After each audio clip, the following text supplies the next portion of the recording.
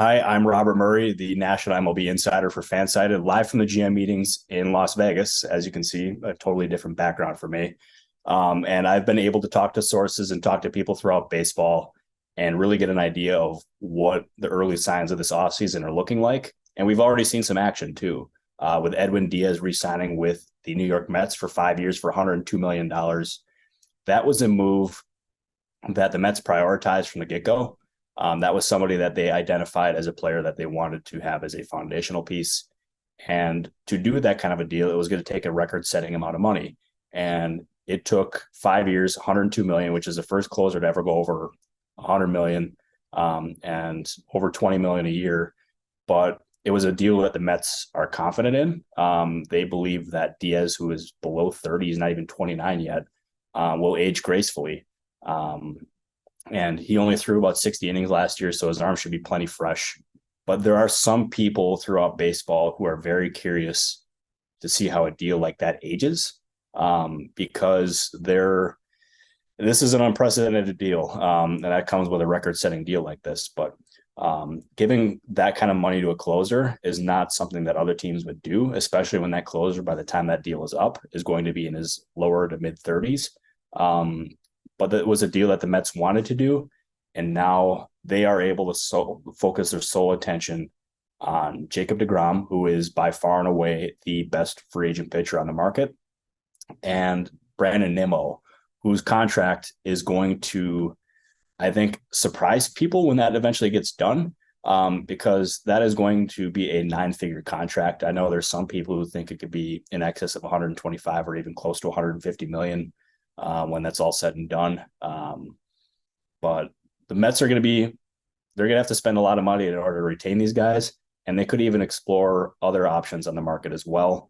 So we'll have to see, but I would expect Steve Cohen's Mets to be plenty active here. And then we mentioned for the big free agents before. The big ones are Aaron Judge, deGrom, Trea Turner, and Carlos Correa. I would not expect any of those players to sign in the near future. I think those markets are especially going to take a while to grow here. We know that Correa is represented by Scott Boras, and Boras loves to wait out the market in hopes of having the player establish himself on that market in hopes of getting the best deal. Trea Turner is surely going to have the same thing here. I have had numerous teams tell me that they view Turner as a better option than Correa. That is no slight on Carlos Correa by any means, but that is an indication of how highly regarded that Trea Turner is in league circles.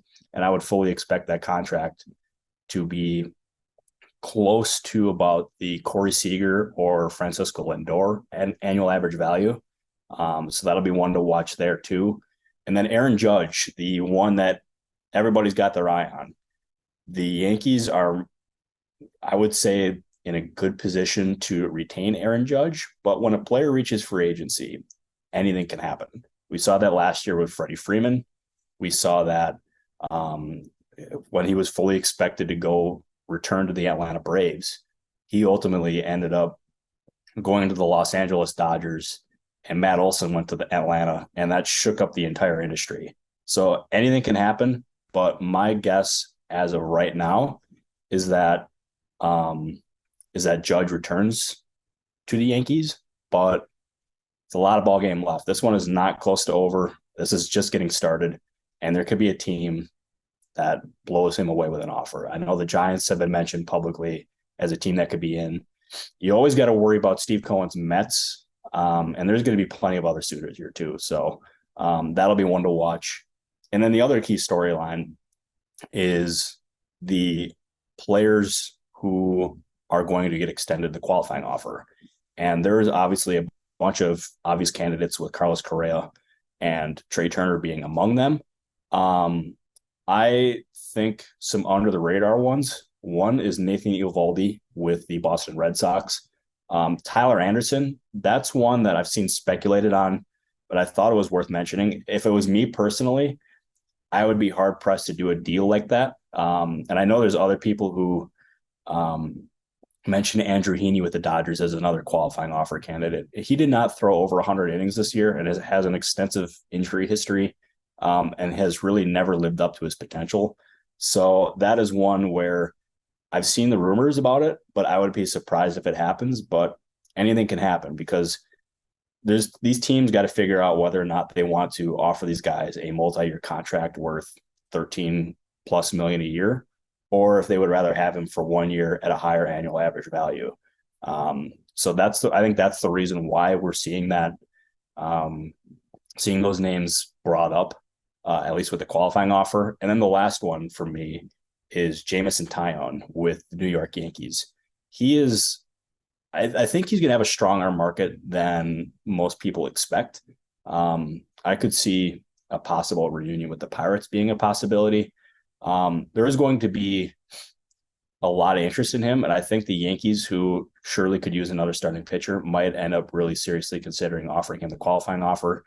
We'll have to see, but those are 4 names that are outside the box that could be qualifying offer candidates.